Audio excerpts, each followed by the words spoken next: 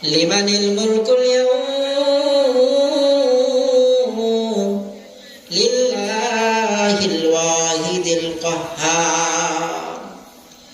ওই হাসরের ময়দানের মালিক আমি আল্লাহ, আর ওই হাসরের ময়দানের বাদশাহী আপনি মুহাম্মাদের।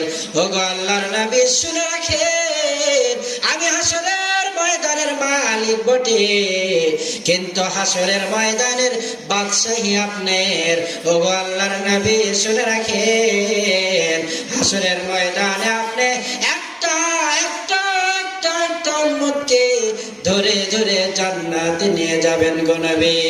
যতক্ষণ পর্যন্ত আপনার একটা উম্মত জাহান্নামে থাকবে, আমি আল্লাহ তাআলা আপনার শাফাতের দরজা বন্ধ করব না।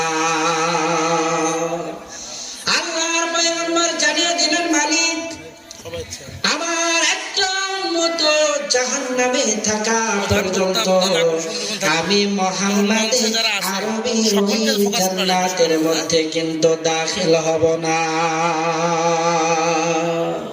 কেমন নবী পেয়েছি আমরা!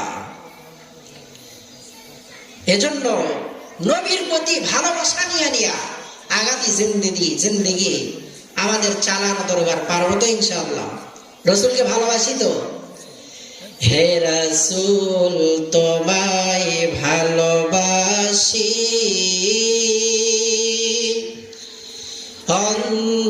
অন্তরে শুধুই মুখে না,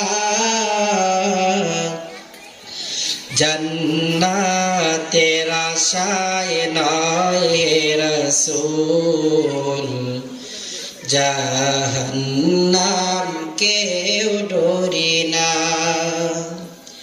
তোমায় পাওয়ার আশায় মন ছুটে যায় মদিনায়, এ আশিকে দিদার দাও না, আর দূরে থাকিও না। হে রাসূল তোমায় ভালোবাসি, অন্তরে শুধুই মুখে না, জান্নাতের আশায় নয় হে রাসূল, জাহান্নাম কেউ ডরি না। আল্লাহ পাক আমাদেরকে রাসূল আকরাম সাল্লাল্লাহু আলাইহি ওয়াসাল্লামের ভালোবাসা, ইশক, মুহাব্বত নিয়ে আগামী জিন্দেগি চলার মতো তৌফিক দান করেন। ওয়া মা তৌফিকি ইল্লা বিল্লাহ। আসসালামু আলাইকুম ওয়া রাহমাতুল্লাহি ওয়া বারাকাতুহু।